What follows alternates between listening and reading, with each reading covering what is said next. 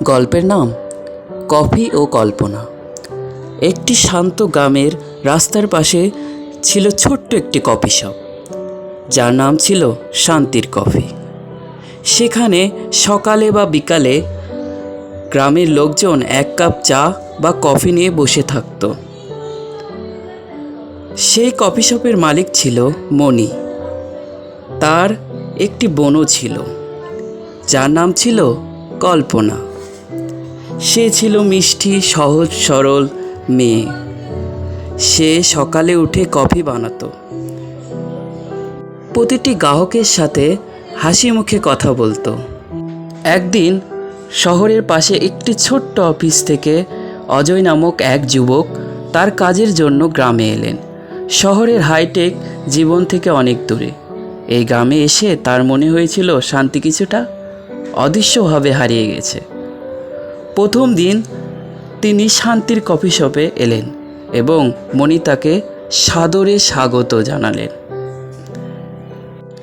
মণি coffee বানিয়ে তাকে দিল। এটা আমার বিশেষ কফি, বলল সে। যদি আপনি চান, আপনিও একটি নতুন দিন শুরু করতে পারেন। অজয় ধীরে ধীরে সেই কফি গ্রহণ করল। 2-3 দিন পর অজয় আবারও কফি শপে এসে বসে। সে একা সময় কাটানোর জায়গা তৈরি করতে চায়। মণি তাকে কফি দিয়ে গেল, কিন্তু হঠাৎ মণির বোন কল্পনাকে দেখে অজয় নিজের মধ্যে শান্তি খুঁজে পেল।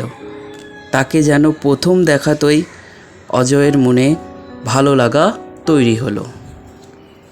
এরপর আস্তে আস্তে অজয় কল্পনার সঙ্গে পরিচিত হলো।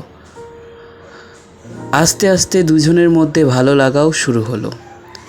অজয় যেন কল্পনাকে ভুলতে পারে না। শয়নে স্বপনে শুধু কল্পনার কথাই কল্পনা করে। এভাবে দিনগুলো পার হতে থাকলো। অজয় প্রতিদিনই কফি শপে আসতে লাগলেন।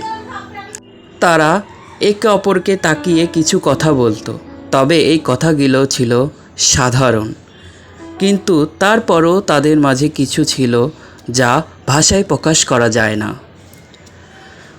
কফি শপে তাদের মধ্যে অদৃশ্য সম্পর্ক তৈরি হচ্ছিল, কিন্তু কেউ কিছু বলছিল না।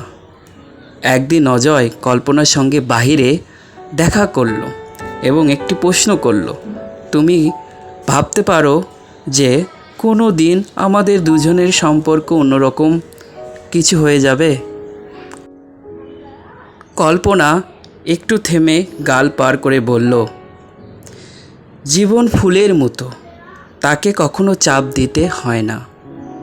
সে নিজেই তার সময় নিয়ে ফোটে।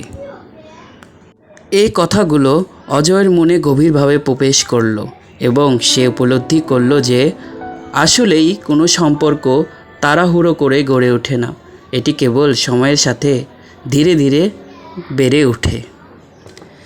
সেদিনের পর তাদের মধ্যে আরও কাছের সম্পর্ক তৈরি হলো। দুজনেই একে অপরের পাশে ছিল, কোনো অতিরিক্ত কথা না বলেও শুধু একে অপরের সান্নিধ্যে সুখ খুঁজে পেত। তাদের সম্পর্ক ছিল সহজ সরল, খুবই প্রাকৃতিক, যেমন একজন অপরের পাশে দাঁড়িয়ে পুরো পৃথিবীকে অনুভব করে। এইভাবে স্নিগ্ধ সময় কাটাতে কাটাতে তারা জানতো প্রেম কখনো পরিকল্পনা করে আসে না, এটাই স্বাভাবিকভাবে আসে, ঠিক যেমন একটি ফুল ফুটে ওঠে স্বাভাবিকভাবে।